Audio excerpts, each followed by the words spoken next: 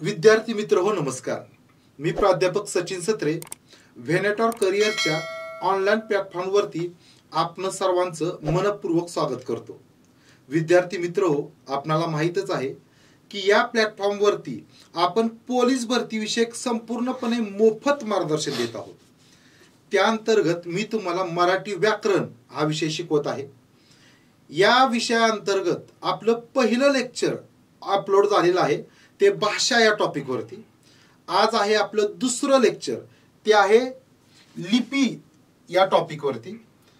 आजच्या या लेक्चर मध्ये आपण लिपी सोबतच लेखन ही संकल्पना काय आहे आणि व्याकरण ही संकल्पना काय आहे तेही आपण बघणार आहोत.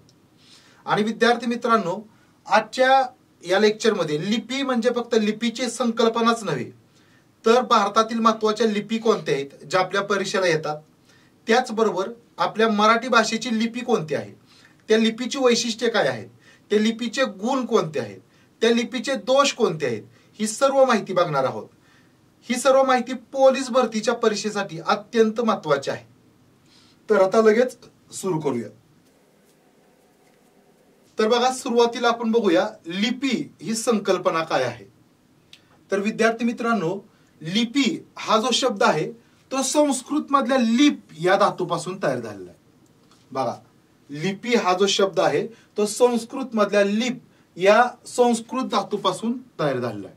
लिप या संस्कृत धातूपासून तयार झालेला आहे. मग या लिप या हा जो संस्कृत धातू आहे त्याचा अर्थ काय, तर लिप या संस्कृत धातूचा अर्थ आहे लिंपणे. लिप या संस्कृत धातूचा अर्थ आहे लिंपणे. लिपचा अर्थ आहे बरं का, बघा, लिप या संस्कृत धातूचा अर्थ आहे लिंपणे, सारवणे किंवा माखणे.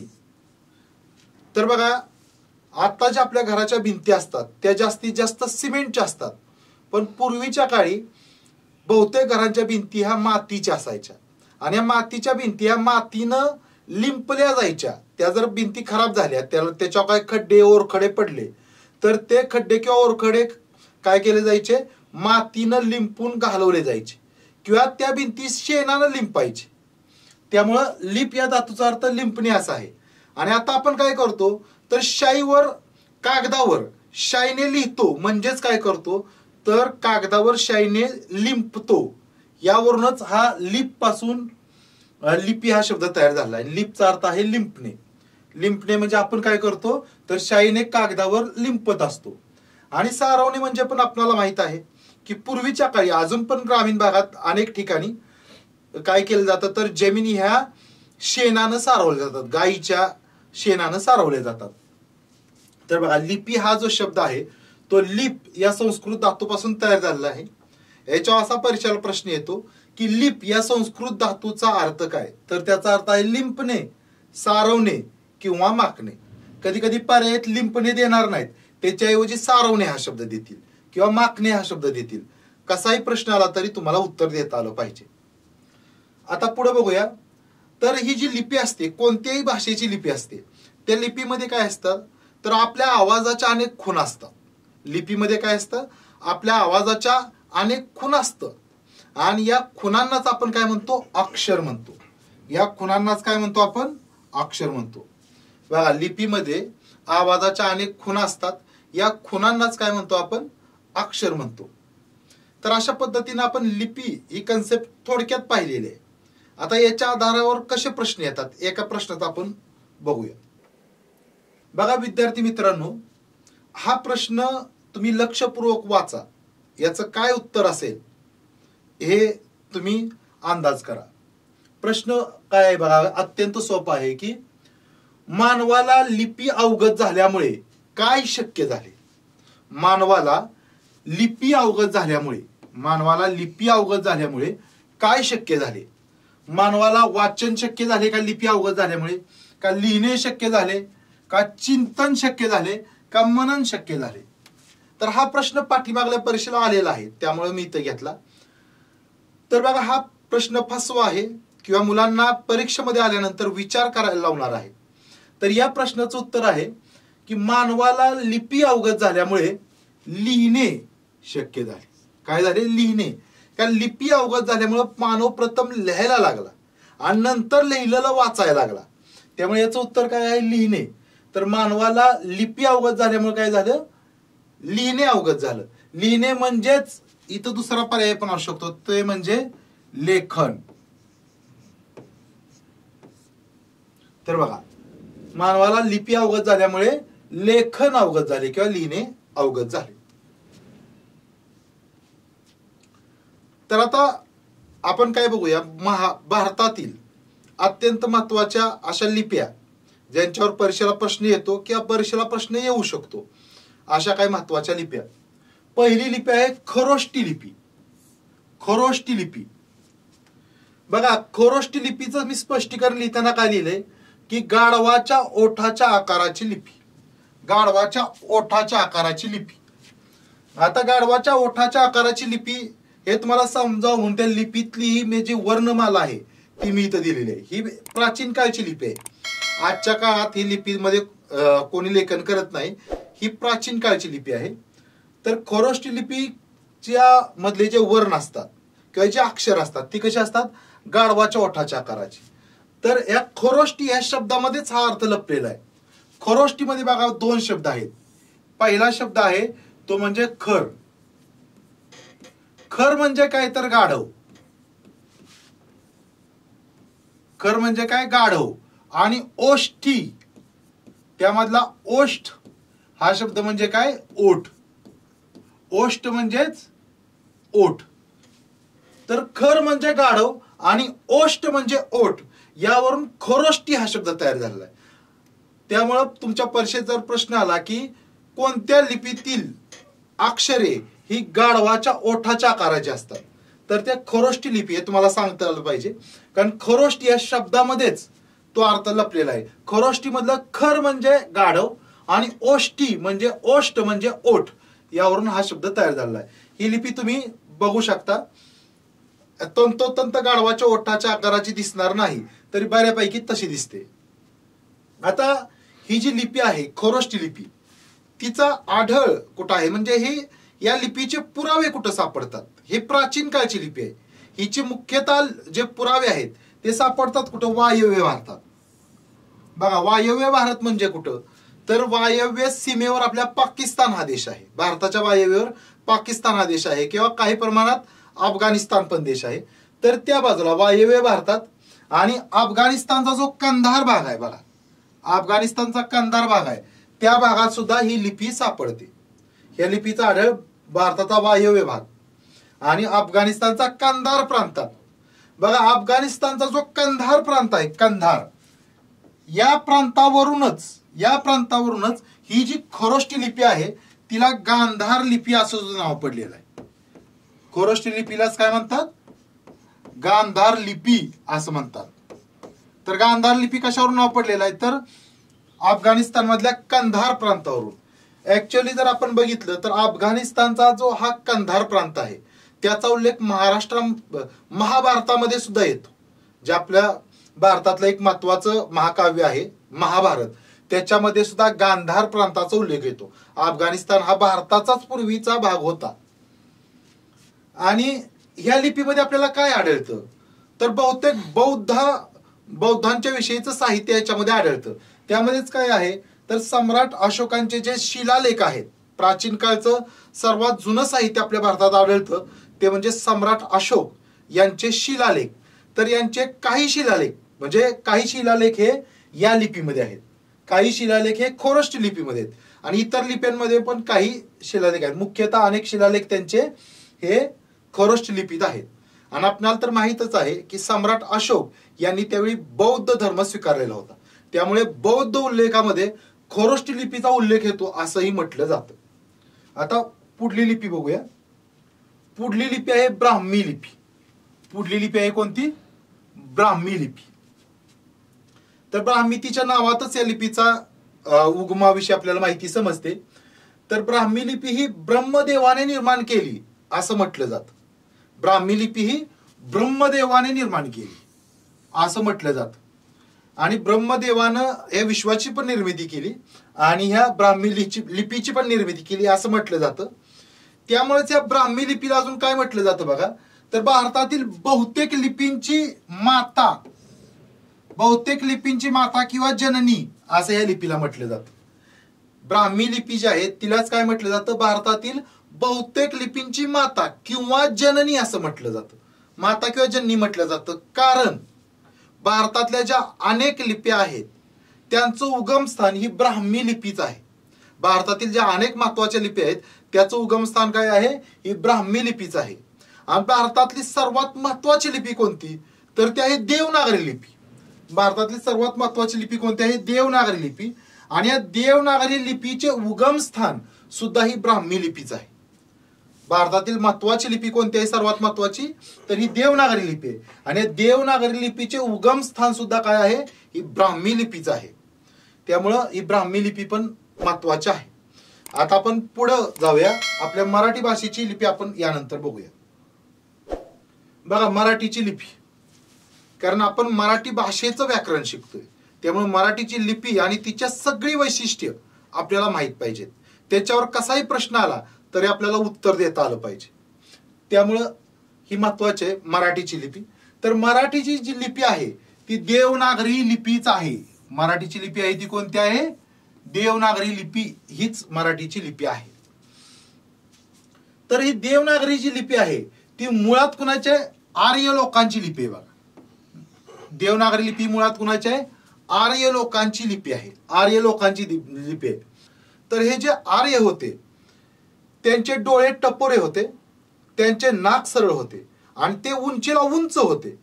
म्हणजे थोडक्यात आर्यांचं जे आता मी वर्णन केलं की त्यांचे नाक सरळ आहे, डोळे टपोरे आहेत आणि ते उंचीला जास्त आहेत, तर हे वर्णन आहे देवांचं. म्हणजे आर्य हे देवासारखे दिसायचे, देवासारखे दिसायचे.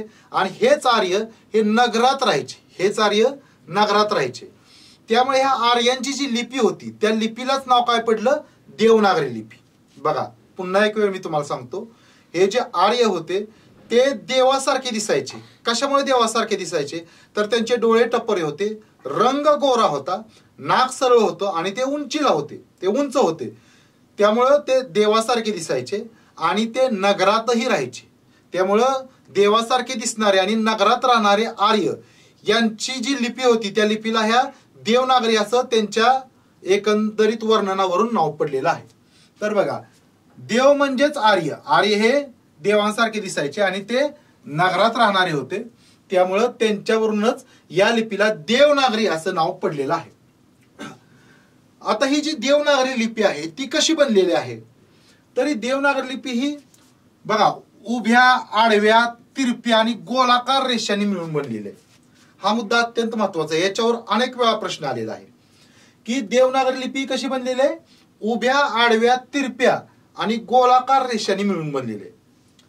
विद्यार्थी मित्रांनो, ज्या ठिकाणी हस्ताक्षर सुधारवण्याचे वर्ग चालतात अशा ठिकाणी किंवा लहानपणी पण ज्यांचा अक्षर सुधारावायचं आहे त्यांना सुरुवातीला काय करायला लावायचे, जुन्या काळचे शिक्षक, की याच रेषा शिकवायचे. उभ्या, आडव्या आणि तिरप्या किंवा गोलाकार रेषा आहेत त्याच आधी मारायला शिकवायचे. ज्याच्या उभ्या रेषा एकाच उंचीच्या येतील किंवा आडव्या रेषा एकसारख्याच यायला लागतील, एकदम सरळ यायला लागतील, किंवा तिरप्या रेषा ह्या एकाच उंचीच्या यायला लागतील किंवा गोलाकार रेषा ह्या गोलाकारच यायला लागतील, तेच त्याला काढायला सांगितलेली अक्षर ही कशी येणार, मोत्यासारखे येणार, म्हणजे अतिशय सुंदर हस्ताक्षर येणार. हे कशामुळं, तर आपली लिपी आहे ती या 4 प्रकारच्या रेषांनी बनलेली आहे. उभ्या, आडव्या, तिरप्या आणि गोलाकार रेषांनी मिळून बनलेली आहे. आता ही जी देवनागरी लिपी आहे ती लिहिण्याची पद्धत कशी आहे, तर डावीकडून उजवीकडे. बघा आपण लिहिताना कसं जातो, मी जरी आता लिहायचं म्हटलं मराठीची लिपी, देवनागरी लिपी, तर लिहिताना मी कसं जातोय, डावीकडून उजवीकडे जातोय. ही माझी डावी बाजू आहे, ही डावी बाजू आहे आणि ही उजवी बाजू आहे. तर मी डावीकडून उजवीकडे लिहित जातोय. त्यामुळे आपली मराठीची लिहिण्याची जी पद्धत आहे, देवनागरी लिपी लिहिण्याची पद्धत आहे ती कशी आहे, डावीकडून उजवीकडे अशी पद्धत आहे. आता पर्याय मध्ये असं पण असतं की वरून खाली देवनागरी लिपी लिहिण्याची पद्धत कशी आहे असा प्रश्न विचारून पहिला पर्याय तुम्हाला असा दिलेला असतो की वरून खाली असा पर्याय दिलेला असतो. तर वरून खाली नाही, वरून खाली पण आपण लिपी लिहितो, कारण आपलं एक वाक्य लिहून झालं वरती की त्याच्या खालीच दुसरं आपण वाक्य लिहितो. वरती एक वाक्य लिहून झालं की त्याच्या खालीच दुसरं वाक्य लिहितो, त्याच्या खाली तिसरं वाक्य लिहितो. असं जरी असलं तरी मुळात आपण सुरुवात कुठून करतो? कधी डाव्या बाजूने लिहायला सुरुवात करतो आणि उजवीकडे लिहित जातो. त्यामुळं देवनागरी लिपी लिहिण्याची पद्धत कोणती आहे? डावीकडून उजवीकडे.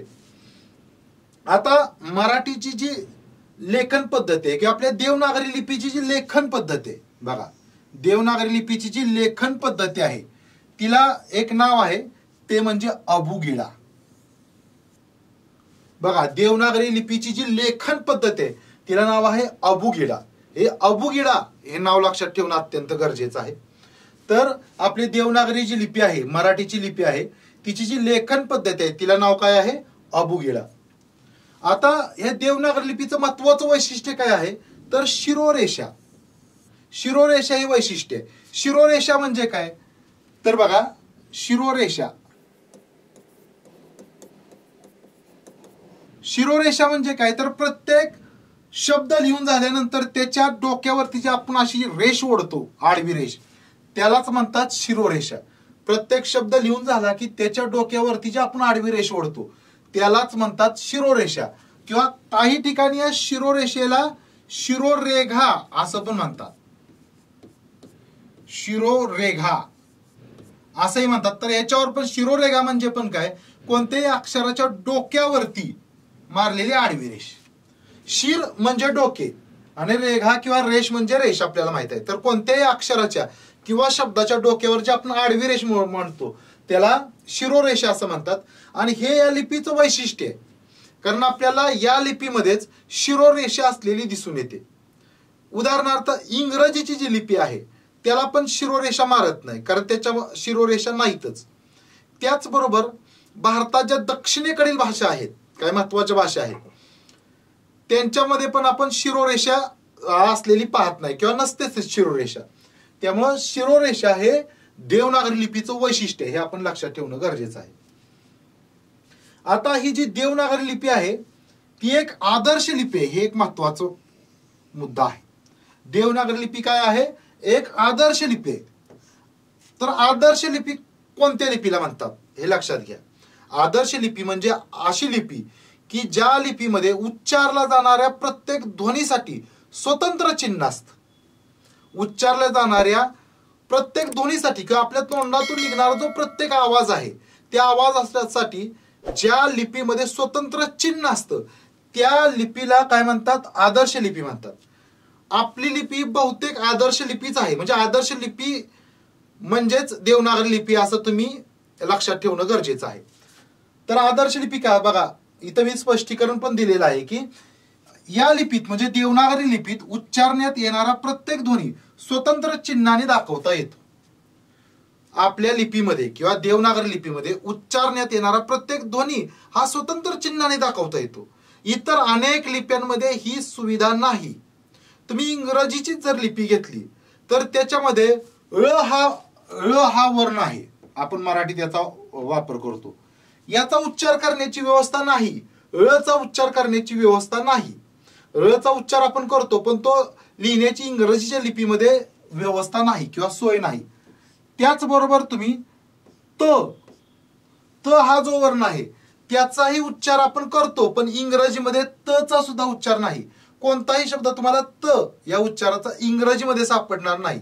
युरोपियन इतर भाषांमध्ये सापडेल पण इंग्रजीमध्ये तचा उच्चार नाही. तर बघा, देवनागरी लिपी ही एक आदर्श लिपी आहे. कशामुळं? तर या लिपीमध्ये काय आहे? उच्चारण्यात येणाऱ्या प्रत्येक ध्वनीसाठी स्वतंत्र चिन्ह आहे. आता हाच काय आहे? तर या लिपीचा गुण आहे. देवनागरी लिपीचा गुण जर तुम्हाला विचारला, गुण कोणता? तर ही एक आदर्श लिपी आहे आणि या लिपीत काय आहे?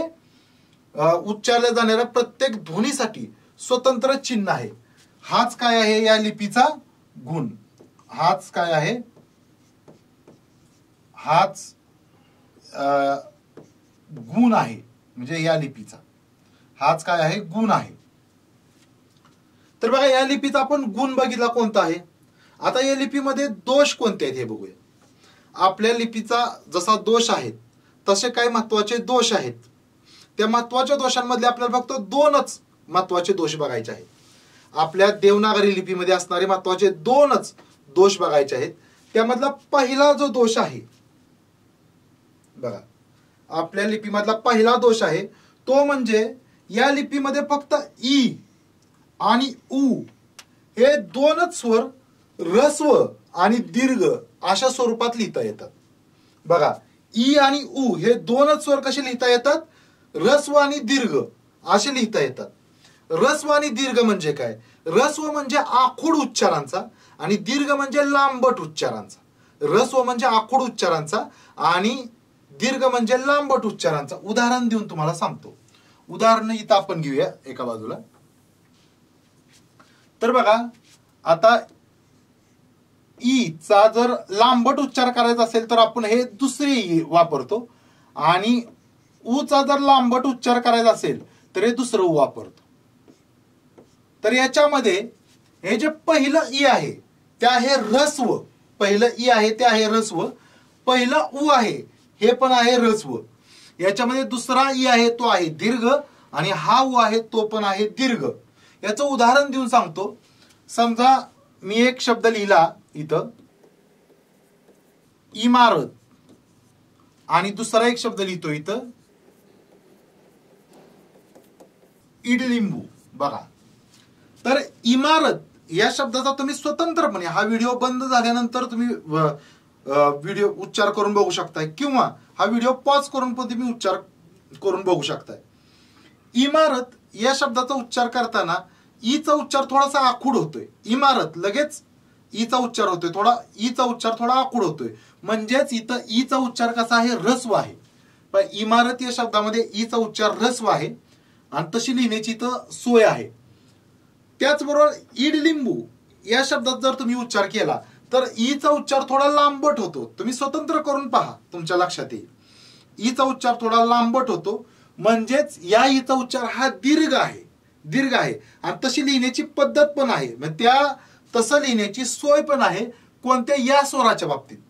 तसंच या उ आणि उच्या बाबतीत पण ऱ्हस्व आणि दीर्घ स्वर लिहिण्याची सोय आहे. उदाहरणार्थ या पहिल्या उ साठी आपण एक शब्द घेऊया, तो म्हणजे उखळ. उखळ हा जर शब्द आपण घेतला तर या उखळ या शब्दामध्ये उचा उच्चार हा आखूड स्वरूपाचा आहे. म्हणजेच तो उच्चार कसा आहे? ऱ्हस्व आहे. तर दुसरा शब्द आपण घेऊया, तो म्हणजे ऊस. ऊस या शब्दामध्ये ऊचा उच्चार थोडा लांबट होतोय. उखळ मधल्या ऊचा उच्चार आहे त्याच्यापेक्षा थोडा लांबट उच्चार ऊस मधल्या ऊचा होतोय. त्यामुळे याला काय म्हणतात? दीर्घ असं म्हणतात, दीर्घ ऊ म्हणतात. तर मला तुम्हाला सांगायचं आहे, मराठीमध्ये फक्त ई आणि उ हे दोनच स्वर तुम्हाला ऱ्हस्व किंवा दीर्घ या स्वरूपात लिहिता येतात. इतर स्वरांना ती सोय नाही. एक उदाहरण घेतो म्हणजे तुमच्या लक्षात येईल. बघा, आता हा एक शब्द आहे गवत. गवत हा शब्दाची आपण फोड कशी करू शकतो? ही फोड कशी करायची आपण स्वतंत्रपणे शिकणार आहोत. आता फक्त तुम्हाला एक उदाहरण समजावं म्हणून मी सांगतोय. ग हा शब्द कसा तयार झालाय तर हा पाय मोडका ग आणि अ हा एक स्वर प्लस व हा पाय मोडका आणि प्लस अ हा स्वर आणि शेवटी त हा पाय मोडका आणि त्याच्यामध्ये अ हा स्वर. तर बघा, गवत हा जो शब्द आहे, गवत हा जो शब्द आहे त्याच्यामध्ये ग व आणि त ह्या तिन्ही अक्षरांमध्ये अ हा स्वर मिसळलेला आहे. हे आपल्याला माहितच आहे की गवत या शब्दामध्ये काय झालेलं आहे? ग मध्ये पण अ हा स्वर मिसळलेला आहे, व मध्ये पण अ हा स्वर मिसळलेला आहे आणि त मध्ये पण अ हा स्वर मिसळलेला आहे. पण हे गवत या शब्दातली जी तिन्ही अक्षर आहेत, तिन्ही अक्षरांमधल्या अ चा उच्चार हा वेगवेगळा आहे. तुमच्या लक्षात येईल.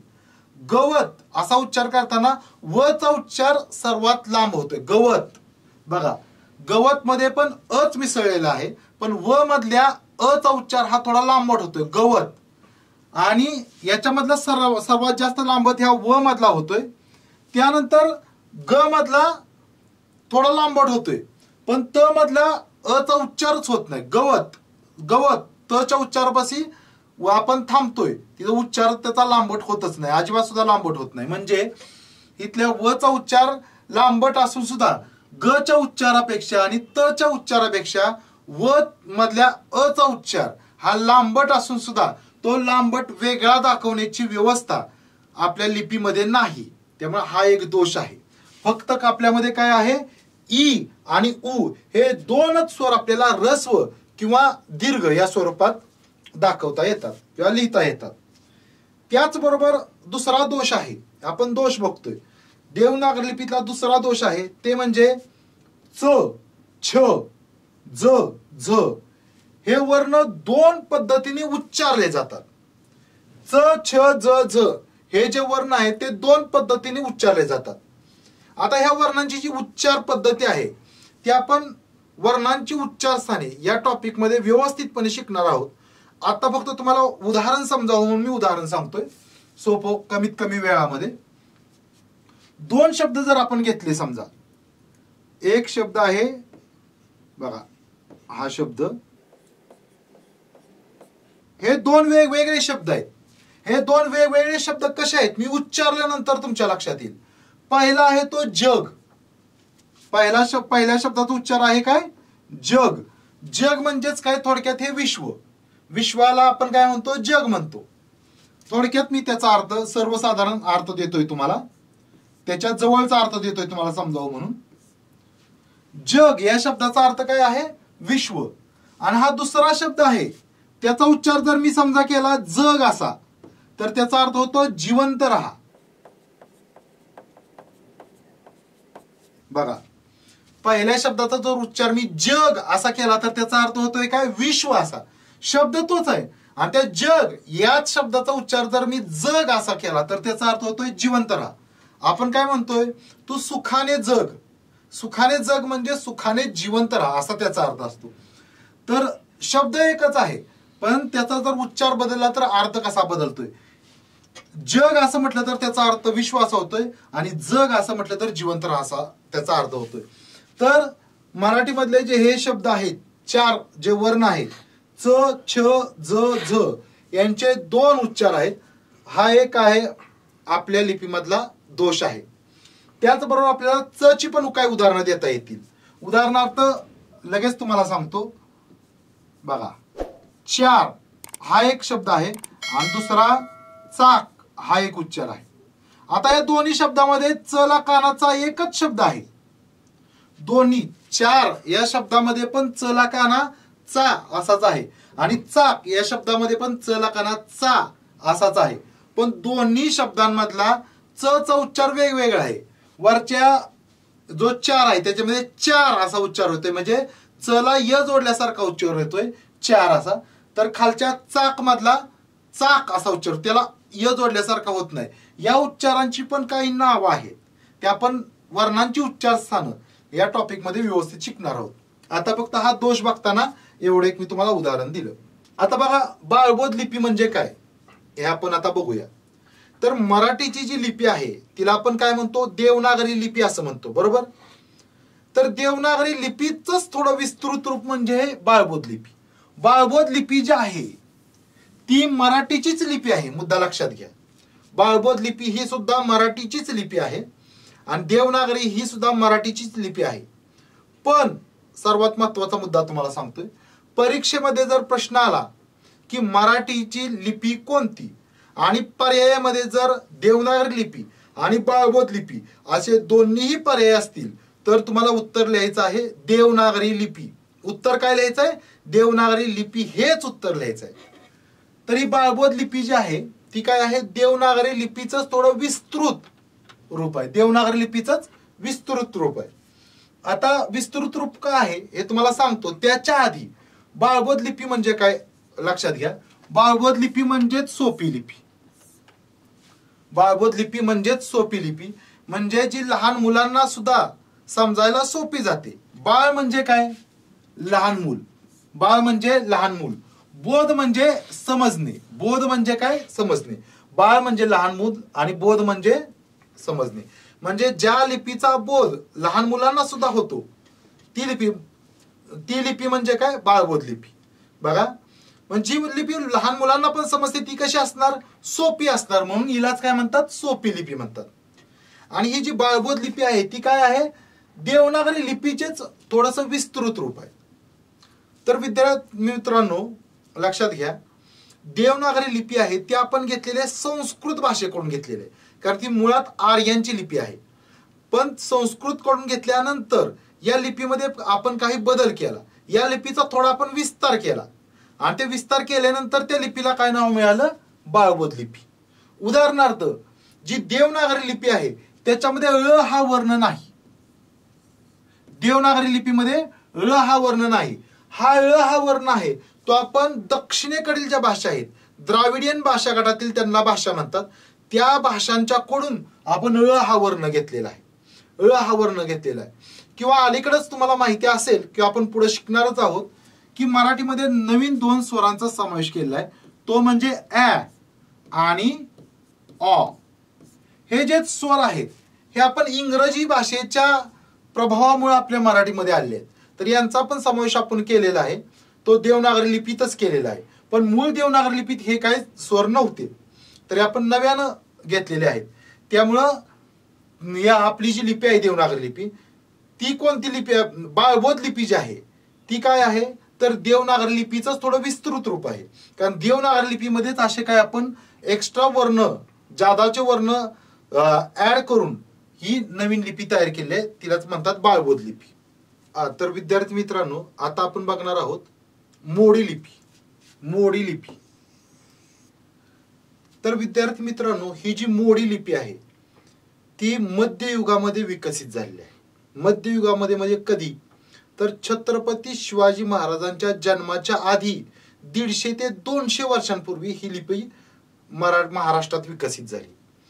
तर या लिपीचं वैशिष्ट्य काय, ही कशामुळे विकसित झाली, तर त्यावेळेचे जे राजे महाराजे असायचे ते दरबारामध्ये जे काही वाक्य बोलतील ते जलद रीतीने लिहिता यावीत.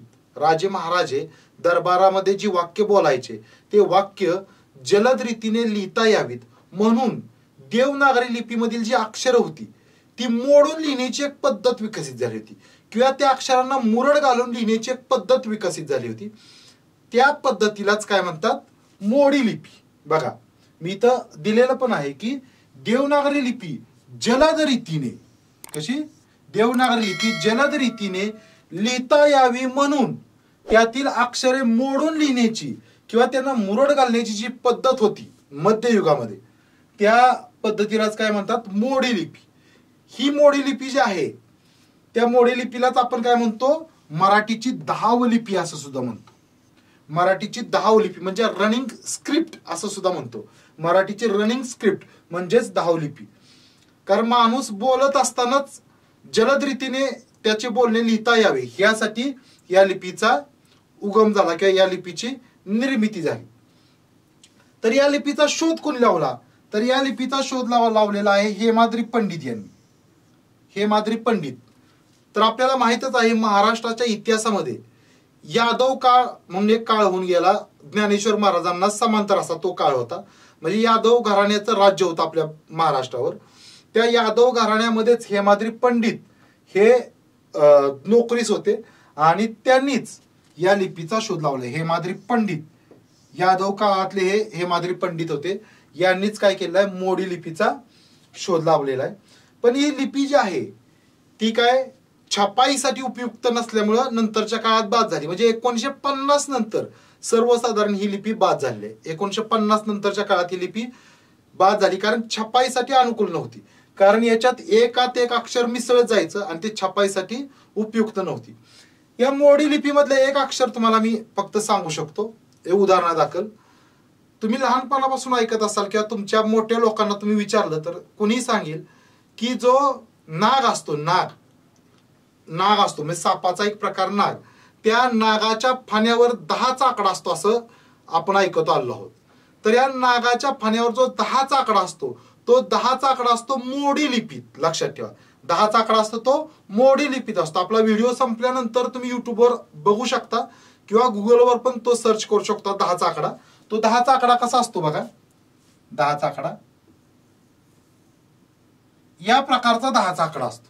हा मोडी लिपीतला आहे म्हणजे मराठीतलं मूळ 10 असं आपण लिहिलं जातो. सॉरी, मराठीतलं जे 10 आहे ते असं लिहिलं जातं. मराठीतलं 10 हे कसं लिहिलं जातं, या पद्धतीनं लिहिलं जातं. पण याला जर मोडून लिहिलं, यालाच मोडून लिहिलं तर हा 10चा आकडा तयार होतो. आणि हा आहे मोडी लिपीतला 10. हे आपल्या देवनागरी लिपीमधलं 10 आहे, तर हे आहे मोडी लिपीमधलं 10. जे 10 तुम्हाला कुठं दिसतं, नागाच्या फण्यावर दिसतं. तर मोडी लिपीविषयी एवढीच माहिती आपल्याला माहित असणं गरजेचं आहे. याच्यावर प्रश्न येतो की मराठीची 10वी लिपी कोणती, तर ती आहे मोडी लिपी. तर बघा विद्यार्थी मित्र हो, अशा पद्धतीनं लिपीविषयी बहुतेक सर्व माहिती आपली या लेक्चरमध्ये संपलेली आहे. आता यानंतर आपण लेखन आणि व्याकरण या कन्सेप्ट बघणार आहोत. तर विद्यार्थी मित्रांनो, अशा पद्धतीनं आपला लिपी या मुद्द्यावरील, या टॉपिकवरील सगळे मुद्दे आपण बघून झाले आहेत. याच्या बाहेर शक्यतो पोलीस भरतीच्या परीक्षेला प्रश्न जाणार नाही. यानंतर लगेच आपण बघणार आहोत लेखन आणि व्याकरण ह्या 2 अत्यंत महत्त्वाच्या संकल्पना. तर विद्यार्थी मित्रांनो, यानंतरची जी कन्सेप्ट आहे ती अत्यंत महत्त्वाची आहे, ती म्हणजे व्याकरण. आपण शिकतो आहोत मराठी भाषेचे व्याकरण. पण या व्याकरणामध्ये व्याकरण या कन्सेप्टचा नक्की अर्थ काय आहे, त्याच्यावर पण परीक्षेला प्रश्न येत असतात. तर ते कोणते प्रश्न येतात त्या अनुषंगाने आपण पुढे जाऊया. तर व्याकरण म्हणजे काय, तर भाषेचे स्पष्टीकरण करणारे शास्त्र.